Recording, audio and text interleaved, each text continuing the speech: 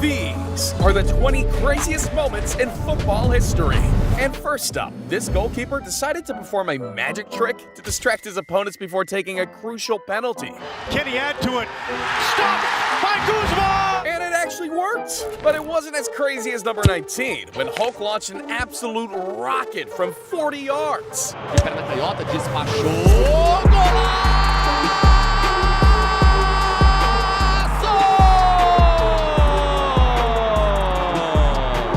That ball reached a top speed of 67.1 miles per hour. But it wasn't even his hardest shot, because here he hits the woodwork with 70 miles per hour. But his all-time hardest shot was this free kick. 75 miles per hour. I wouldn't want to be that goalkeeper, but I wouldn't want to be up against Messi either, because on his MLS debut, he scored this last-minute beauty. Messi! Could it have been any other way? Magnificent! And that's why he gets paid $60 million a year. And 5% of that goes to his new bodyguard, Yasin Çekuk. This man is a freaking machine. Punching, kicking, hitting, wrestling, crazy takedowns, one-hand pull-ups, and I don't even know what type of exercise that is. But anyways, Yasin is an ex-Navy SEAL that served in Iraq and Afghanistan. No wonder he can climb ropes and take punches like this. But instead pursuing a fighting career, he chose to earn $7 a minute, $405 an hour, $9,700 a day, $291,000 a month, and a whopping $3.5 million a year. But his job isn't easy, because ever since Leo joined Miami, he has been swarmed with crazy fans who want a taste of him. Jesus, he's fast! And so is Mertens. Kerem yaptı ortayı, ceza alanı dışına. What a screamer! But number 15 was pure skill. Que perspectiva realmente uma boa época. Claro que está tudo muito no princípio, mas parece-me que as soluções são fortes. Ninguém para o Giovanni Kenda. O que vai fazer Giovanni Kenda? That run was impressive, and so was Speed's career, because not only did he link up with the best player of all time and tackle the biggest YouTuber in the world, he also had a chance to put himself in the history books, and so did Alan Smith. They all sat down, the gentleman in orange jackets, facing the crowd. Risa. Because he might have blocked that ball, but while doing so, he managed to break his own leg and dislocate his ankle. Van der Sar panicked. Ronaldo couldn't watch, and medics had to carry him off on a stretcher. He never fully recovered after that, and neither did FC Rakchak. Because during the 2023-2024 preseason, they linked up with Bayern Munich for a friendly game. And since these guys are literal amateurs, they thought it would be fun to be around their idols on the pitch. But Bayern players had different plans. Teeing it up now. Jamal Musiala, and there is the opening goal. Musiala now finding Davies. It's cut back to Gnabry. 2-0. Looking to put him to the sword again. Still Jamal Musiala. Conrad Lima. Tell strikes. That's how he strikes. It is a good strike as well. For the hat-trick now. Ouch. 10-0 must hurt. But Bayern didn't slow down. All second attempt is there. Teed up for Matisse Tell. The B goal number 13 now, and goes for the square ball. Oh, the dancing feet to find Matisse Tell in Jamal Musiala. He's on for a fifth, but he goes to find Gnabry instead. He's done so well to find Musiala.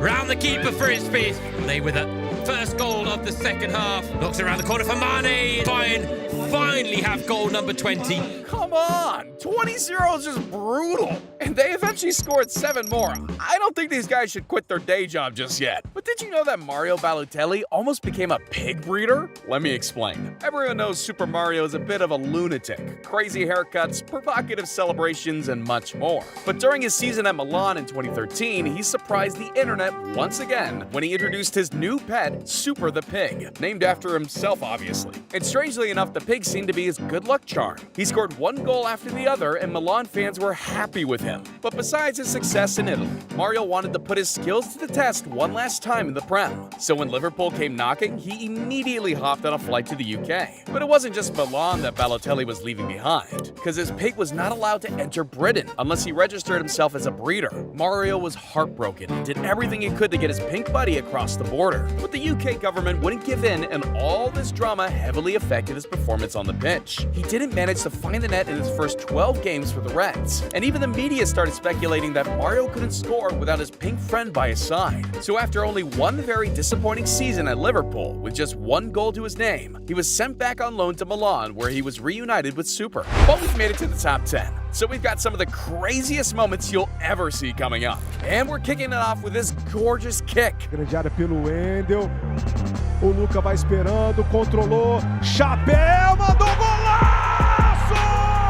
That goalie had no chance. And neither do the goalies that face Ronaldo Jr. Because even though he's only 12 years old, he's already played in Real's, United's, Juventus, and now Al Nassr's youth academy. With all of that experience and his father's magical DNA flowing through his veins, this kid can't do anything but score.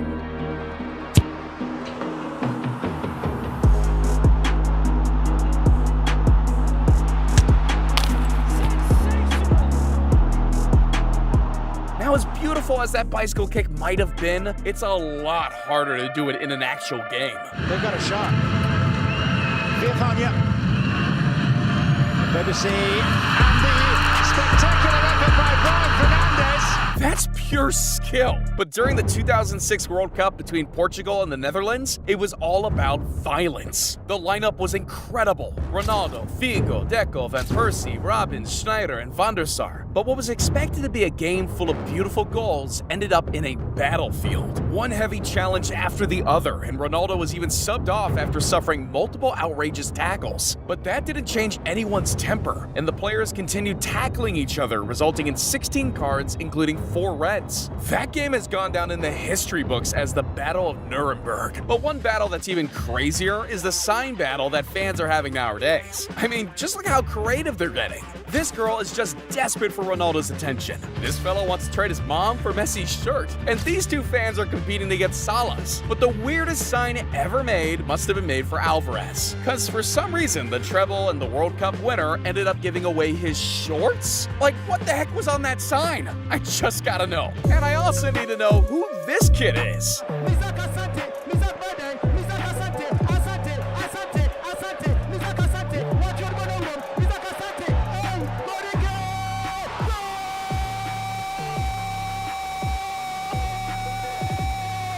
Well, damn, he dribbles like Messi, but I don't think he's got the shooting power just yet. Lionel Messi around Zimmerman. Messi! Holy shit.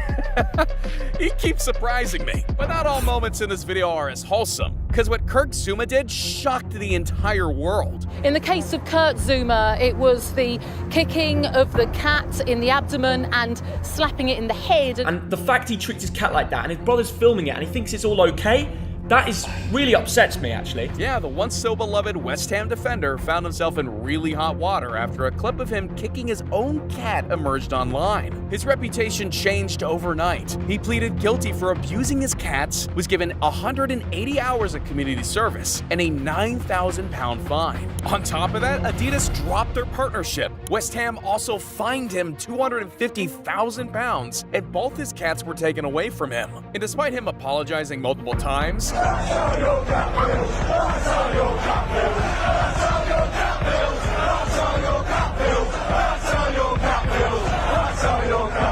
Zouma's reputation is destroyed forever, but Cristiano Ronaldo's is better than ever after he saved a boy's life without even realizing. Let me explain. Ronaldo just scored a winner against Serbia, but the ref denied the goal, which made Ronaldo really angry. He was done with the game, walked off the field, threw his armband on the ground, and just left the stadium. To everyone, this seemed like another one of Ronaldo's outbursts, but one man knew the value of that armband. He managed to get his hands on it and flip it for $75,000. But instead of icing out a watch or getting a fat chain, he wanted to save someone's life. A 6-month-old boy from Serbia who was suffering from a rare disease whose only hope for survival was a 6-figure surgery. And that's exactly what he did. He donated every single penny to the family, covering all the kids' medical bills. So the next time Ronaldo leaves an accessory around, make sure to pick it up.